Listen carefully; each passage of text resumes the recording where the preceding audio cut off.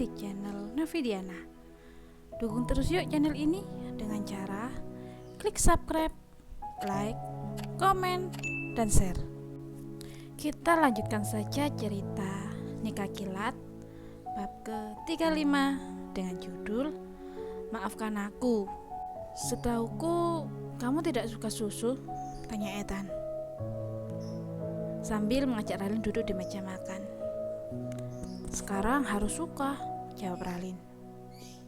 Sebenarnya ia tidak tahan bau susu, tapi ia harus bisa minum susu demi anaknya.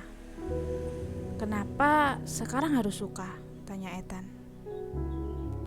Belum sempat Ralin menjawab, Ralin beranjak dan berlari kecil menuju ke kamar mandi. Ethan segera menyusul Ralin sambil menggosok punggung Ralin. Sebenarnya kamu kenapa? Tanya Ethan.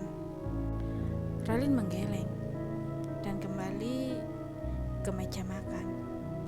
Kamu pasti lapar, makan dulu, kata Ralin sambil membuka bungkusan nasi goreng yang ia beli tadi. Makan, pinta Ralin saat Ethan tidak kunjung memakan makanannya. Ethan menurut. Ia makan nasi goreng yang tadi dibeli Ralin. Ralin memperhatikan Ethan yang sedang makan. Ia enggan melihat yang lain. Takut ini hanya mimpi indah yang akan hilang jika ia terbangun. Kamu tidak makan? Tanya Ethan. Ralin menggeleng. Tangannya terulur menyentuh pipi Ethan. Ethan yang diperlakukan seperti itu hanya bisa memejamkan matanya, menikmati sentuhan Ralin yang selama ini ia rindukan. Pipimu kasar, belum cukuran, kata Ralin. Ethan menggeleng. Aku tidak begitu memerhatikan wajahku.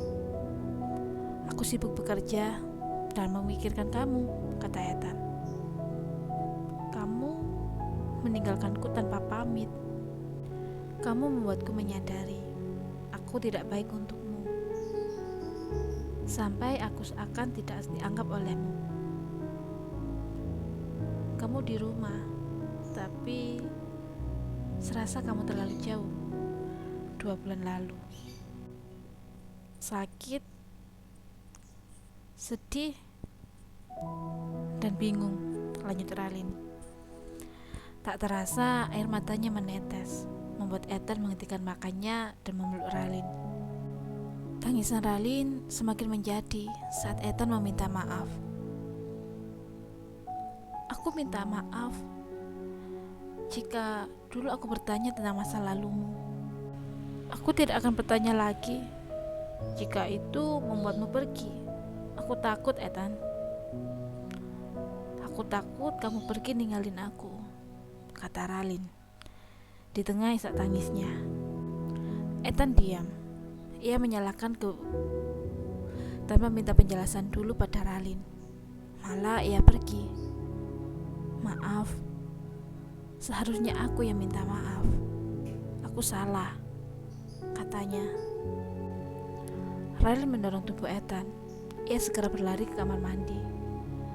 Ethan yang khawatir dan segera mengikuti Ralin. Kita ke dokter ya. Kamu muntah-muntah dari tadi, kata Ethan khawatir. Tidak, aku butuh obat. Tolong ambilkan di laci obat yang berwarna kuning, kata Ralin. Ia bersandar di dinding kamar mandi. Ethan membuka laci yang ada di dekat dapur. Saat membuka, ia mengeluarkan keningnya. Ada sekotak susu hamil. Siapa yang hamil? Di sini hanya tinggal Ralin dan Mak Jas. Mak Jas tidak mungkin. Ralin, batin Ethan.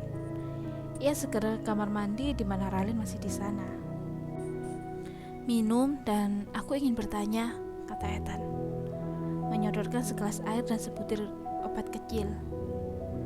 Ethan menggandeng Ralin menuju kamarnya. Ralin duduk di tepi ranjang.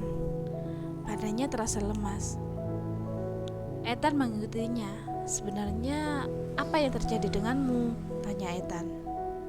Ralin berdiri dari duduknya, menuju lemari. Ia mengambil sebuah amplop dan diberikan pada Ethan. "Apa ini?" tanyanya. "Buka aja," perintah Ralin. "Ini bukan surat cerai kan?" tanyanya. Spontan mendapat pukulan dari Ralin.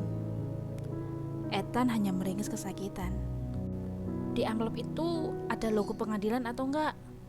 tanya Ralin, sedikit gemas.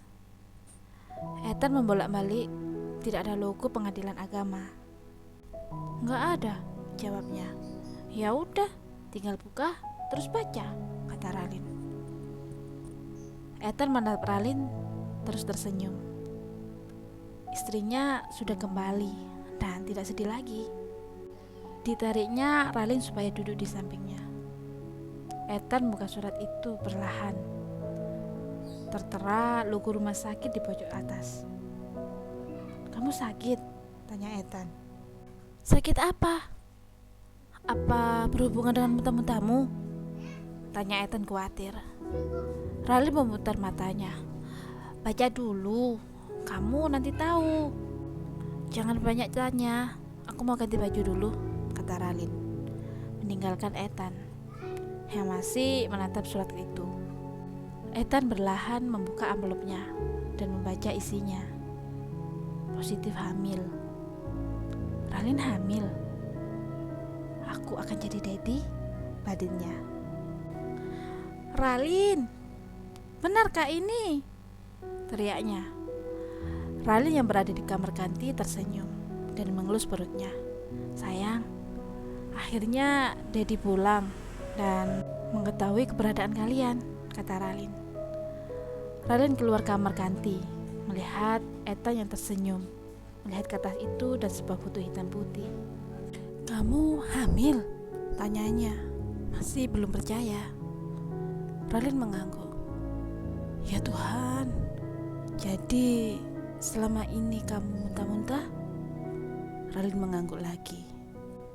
"Sebelum aku pergi, ya Tuhan, kamu dini hari muntah-muntah gara-gara ini, dan aku tidak memperhatikan kamu," kata Ethan, kecewa dengan sikapnya 2 bulan lalu.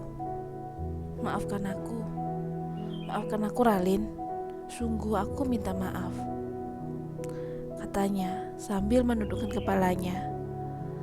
Ralin mendekat dan memeluk suaminya. "Tidak, ini bukan salahmu, jangan minta maaf lagi," katanya. "Seharusnya aku tidak mengajukanmu saat itu. Kau dini hari muntah dan aku malah..."